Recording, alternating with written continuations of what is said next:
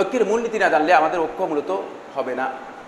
ঐক্যের জন্য আমরা ডাকতে পারি, আহ্বান করতে পারি, কিন্তু ঐক্য হবে না, কারণ এর মূলনীতিটা খুবই গুরুত্বপূর্ণ বিষয়, যার উপর ভিত্তি করে আমাদের ঐক্য তৈরি হবে। এক নম্বর হচ্ছে আল্লাহ ইউখালিফ আল উসুল ওয়াল মুসাল্লামাত। মৌলিক যে বিষয়গুলো রয়েছে, যেই সমস্ত বিষয়ে সালফে সালিহিন ঐক্যমত পোষণ করে গেছেন, যে সমস্ত বিষয়ের কোনো ধরনের পরিবর্তন মানে সালফে সালিহিনের সময় ছিল না, সেগুলোকে মেনে নিতে হবে। সেগুলোর বিপরীত কাজ করা যাবে না, বিপরীত কাজ করা যাবে না। তাহলে আপনি গোটা উম্মতের মানে বিপরীতে চলে গেলেন, গোটা উম্মতের বিপরীতে আপনাকে অবস্থান নিতে হবে।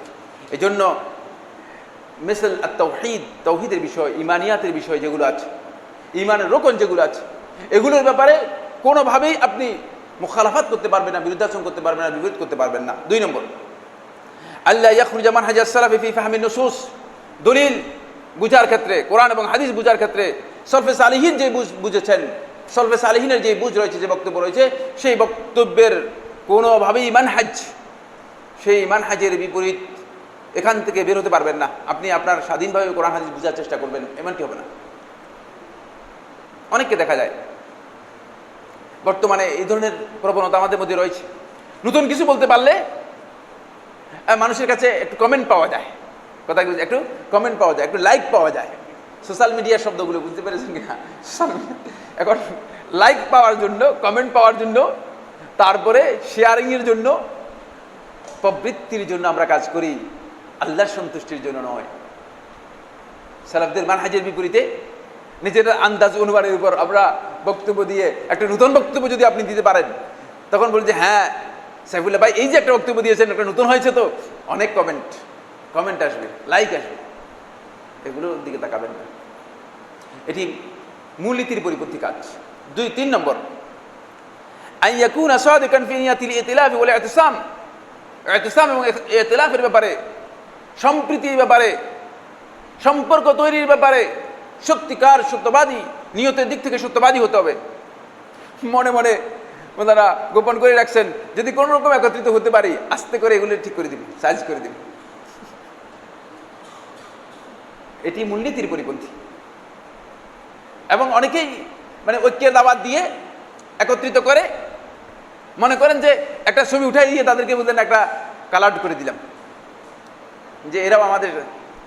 এখন তো মহা সংকট, সেটা হলো যেখানেই আপনি যান ছবি উঠানোর একটা হিড়িক লেগে যায়। এরপরে ছবি উঠায়, কে কোথায় ছবি উঠিয়েছে কিচ্ছু জানি না, ছবি উঠাই দিয়ে ফেসবুকে দিয়ে দিচ্ছে। বুঝতে পেরেছেন? আমি নিজেও জানি না, আমি মানে কলকাতায় নামার আগে কে বা কারা মানে আমি কলকাতা যাচ্ছি এই ছবি দিয়ে দিয়েছে ফেসবুকে, বলতে পারবো না। একজন টেলিফোনে আপনি আজকে কলকাতা যাচ্ছেন, কোথা থেকে জানেন? মানে এমন অবস্থা যে আমি অসুস্থ মানুষ, ডাক্তারের সামনে অল্প কয়েকটা চেয়ার, 3টা বা 4টা চেয়ার, আর রোগী সব দাঁড়িয়ে আছে। মানে পাশের চেয়ারেই আরেকটা মহিলা বসে আছে। তো আমি আমার ওয়াইফকে বললাম যে তুমি বসো। বলে তুমি তো দাঁড়াতেই পারতেছো না, তুমি বসো।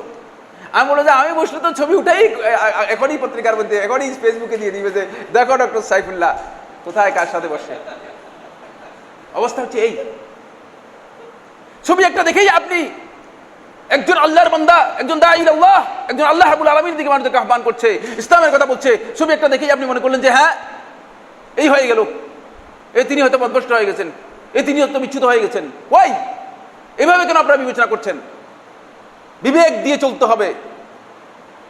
ঐক্যের জন্য মূলত সত্যিকার নিজের অন্তরের যে নিয়ত রয়েছে, মনের যে আকাঙ্ক্ষা রয়েছে, ইচ্ছা রয়েছে, সেটা সত্যিকার আপনার আছে কিনা। যদি না থাকে তাহলে আপনার ঐক্য হবে না, এই ঐক্যের মাধ্যমে কিছুই আপনি লাভ করতে পারবেন না। 4 নম্বর, আন তাকুনা দাওয়াতুল ইত্তিফাকি মুহাক্কিকান লিল গায়াতি ওয়াল মাকাসিদ। আমরা যে লক্ষ্য উল্লেখ করেছি আর যে উদ্দেশ্যগুলো, লক্ষ্য উদ্দেশ্যকে বাস্তবায়ন করতে পারে এই ধরনের মূলত মানে এই ইত্তেফাকের, এই ঐক্যের আহ্বানটা মূলত এই উদ্দেশ্য হতে হবে। এই উদ্দেশ্য যদি হয় মানে সরকারকে নামাই দেওয়ার জন্য, এর উদ্দেশ্য যদি হরতাল করার জন্য, এর উদ্দেশ্য গদি দখল করার জন্য, তাহলে এর মধ্যে কিচ্ছু হাসিল হবে না। আপনি যতই চেষ্টা করেন না কেন, এগুলো ভুল চিন্তা। খুব খেয়াল করতে হবে, বুঝতে হবে আপনাদেরকে জিনিসগুলো। মানে ঐক্যটা আমার কেন মুসলিম উম্মাহর ঐক্যের সাথে সম্পৃক্ত হচ্ছে, তাদের লক্ষ্য যে গন্তব্য রয়েছে সে গন্তব্য ঠিক আছে কিনা, গন্তব্যে যাওয়ার জন্য মূলত। আমার আপনার এই দুনিয়াতে একটা গন্তব্য রয়েছে, আর আখিরাতে কি রয়েছে, একটা গন্তব্য রয়েছে। দুনিয়ার গন্তব্য হচ্ছে তাওহীদকে এস্টাবলিশ করা আর শিরককে নির্মূল করা। কথা কি বুঝতে পেরেছেন? আল্লাহ রাব্বুল আলামিন যেভাবে কোরআনের মধ্যে বলেছেন, তার নবীকে যেভাবে নির্দেশ দিয়েছেন, আর আখিরাতের গন্তব্য হচ্ছে আমার জান্নাতে যাওয়া, জাহান্নাম থেকে নিজেকে মুক্ত করা। সুতরাং এই গন্তব্য সম্পর্কে যদি আমি জ্ঞান না রাখি তাহলে আমি নিজেই বিচ্যুত হয়ে যাব। আমি গন্তব্য জানি না আমি কোথায় যাব, আমার মানে ডেস্টিনেশন ঠিক হবে না। ডেস্টিনেশন ঠিক না হলে আপনার এর মাধ্যমে আপনি চলতে পারবেন না, আপনার সত্যিকার পথ, সঠিক পথ আপনাকে দেখাবে না। 5 নম্বর হচ্ছে আইয়ুরাদ্দাল আমরু ইলাল্লাহি ওয়া ইলা রাসূলিহি, সত্যিকার মতানৈক্যের বিষয়টিকে আল্লাহ এবং তার রাসূলের কাছে প্রত্যাবর্তন করতে হবে, প্রত্যার্পণ করতে হবে, আল্লাহ এবং তার রাসূলের কাছে নিয়ে আসতে হবে। লা ইলা শাখস, কোনো ব্যক্তির কাছে নয়, ওয়ালা ইলাল জামাআ, কোনো দলের কাছে নয়, ওয়ালা ইলা তাইফা, কোনো গোষ্ঠীর কাছে নয়, কোনো ধরনের ফেরকার কাছে হতে পারবে না। আমরা প্রথমেই নিয়ে যাই আমার হুজুর কি বলে, আমার পিসা হুজুর কি বলে, আমার বুজুর্গ কি বলেন, আমার মুরব্বী কি বলেন। এর মাধ্যমে কি আপনি মনে করেন ইসলামের পদ্ধতি নয়, এটা মূলনীতির পরিপন্থী। যদি কোনো ব্যাপারে মতবিরোধ তৈরি হয়, ফাইন তানাযাতু ফি শাইইন ফারুদ্দুহু ইলাল্লাহি ওয়া রাসূল, সেটা আল্লাহ এবং তার রাসূলের কাছে নিয়ে আসতে হবে, প্রত্যার্পণ করতে হবে আল্লাহ এবং তার রাসূলের কাছে। আমরা এই মূলনীতি গ্রহণ করি না, আমরা ঐক্যের দিকে আহ্বান করি, আমরা ঐক্যের দিকে আহ্বান করি। আমরা আমাদের বক্তব্যকে মনে করে থাকি যে আমার বক্তব্যের দিকে আসলে তাহলে ঐক্য, আর আমার বক্তব্য গ্রহণ না করলে তাহলে এই লোকের মধ্যে মানে এই লোক ফিতনাবাজ। ফিতনাবাজ, আরে ফিতনা মানে কোনটা ফিতনা বলছেন? কোরআন এবং হাদিসের বক্তব্য যদি আপনি ফিতনা বলে থাকেন তাহলে আপনি সত্যিকার ফিতনাবাজ। সত্যিকার ফিতনা এবং বিপর্যয় আপনি তৈরি করতেছেন, সেটা আপনাকে জানতে হবে। এরপরে 6 নম্বর হচ্ছে আল্লা ইয়াকুনা হুনাকা তাকদীসুন লিশাখসি আও জামাআত লিশাখসিন আও জামাআতিন, কোন ব্যক্তি অথবা কোন দলের জন্য কোন ধরনের তাকদীস, কোন ধরনের মর্যাদা, পবিত্রতা, তাজিম, শ্রেষ্ঠত্ব থাকতে পারবে না। না, অমুকের বুজুর্গির কারণে মানে তার একটা পোস্ট দেন, ওই এই ধরনের ঐক্য ইসলামী ঐক্য নয়। তাকদীস একমাত্র আল্লাহ এবং তার রাসূলের জন্য, পবিত্রতার বিষয়টি একমাত্র আল্লাহ এবং তার রাসূলের জন্য, কোনো ব্যক্তির জন্য হতে পারবে না। আল ইসমাতু লিল্লাহি ওয়া লিরাসূলিহি, মানে সম্পূর্ণ নির্ভুল এবং নিষ্পাপ এই বিষয়টি তার রাসূল সাল্লাল্লাহু আলাইহি ওয়াসাল্লামের জন্য সাব্যস্ত হয়েছে। সুতরাং অন্যদেরকে নিষ্পাপ এবং নির্ভুল মনে করার কোনো সুযোগ ইসলামের মধ্যে নেই। এরপরের পয়েন্ট হচ্ছে আইয়াকুনাল মুতাআবিনু আলাল বিররি ওয়াত তাকওয়া লা আলাল ইসমি ওয়াল উদওয়ান, আপনি যখনই কোনো কারণে তাদের সাথে সহায়তার কাজ করবেন, সহযোগিতার কাজ করবেন, এই সহযোগিতা হতে হবে আলাল বিররি ওয়াত তাকওয়া, পুণ্য এবং তাকওয়ার উপরে হতে হবে। এটা লাল আলাল ইসমি ওয়াল উদওয়ান, পাপের এবং সীমালঙ্ঘনের কাজে হলে চলবে না। যদি দেখেন যে এটা পাপের কাজ, এখানে কোনোভাবেই সহযোগিতার সুযোগ নেই, কোনোভাবেই এখানে ইনভলভ হওয়ার সুযোগ নেই, কোনোভাবেই এই কাজ থেকে আপনি মনে করবেন না যে ঐক্যের কাজ হতে পারে। এটা মূলনীতির পরিপন্থী। কথা কি বুঝতে পারি? এগুলো সবগুলো দলিল আছে, আমি সময়ের কারণে মানে দলিলগুলো আর উল্লেখ করছি না, এগুলোর জন্য দীর্ঘ কোরআনের দলিল এবং হাদিসের দলিল রয়েছে। আন তাকুনা আদ-দা'ওয়াতু ইলাল ইজতিমা ওয়াল ওয়াহদা মা'আল হিওয়ার বিউসলুব ইদফা' বিল্লাতী হিয়া আহসান, আপনার ঐক্যের যে দাওয়াত, এই দাওয়াতটা হতে হবে মা'আল হিওয়ার, ডায়লগের মাধ্যমে, আলোচনার মাধ্যমে, পরস্পর সংলাপের মাধ্যমে। বিউসলুব এর পদ্ধতি হবে, এর মানে এর পর্যায় হবে এমন যে ইদফা' বিল্লাতী হিয়া আহসান, ইদফা' তুমি উত্তর দাও, প্রতি উত্তর দাও, বিল্লাতী হিয়া আহসান, যেই পদ্ধতিটা সবচেয়ে উত্তম, উত্তম পদ্ধতিতে প্রতিবাদ করার মাধ্যমে, উত্তম পদ্ধতিতে এর প্রতি উত্তরের মাধ্যমে, উত্তম পদ্ধতিতে আচরণ গ্রহণ করার মাধ্যমে মূলত আপনার হেওয়ারটা হতে হবে, সংলাপ হতে হবে। তাহলে দেখবেন যে এই মূলনীতির উপর ভিত্তি করে যারা আসবে এখানে উত্তম পদ্ধতি বাদ দিয়ে মানে যদি নিজেদের মন গড়া পদ্ধতি কেউ গ্রহণ করেন তাহলে মূলত এখানে ঐক্যের দিকে আসা যাবে না।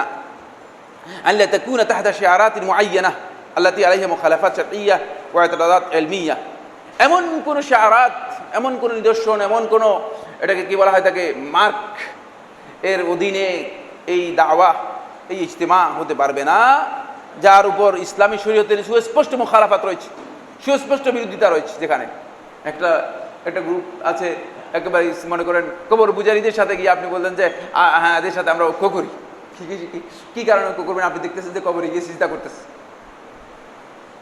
না, এটি হবে না। বরং যেই সমস্ত ইলমি কোনো বিষয়ে যদি তাদের সাথে সুস্পষ্ট কোনো লঙ্ঘন তাদের দেখা যায়, সুস্পষ্ট কোনো মানে বিপরীত কোনো চিন্তাধারা থাকে, তাহলে সেই ক্ষেত্রে মূলত তাদের সাথে ঐক্যের কোনো বিষয় থাকবে না, ঐক্য হবে না।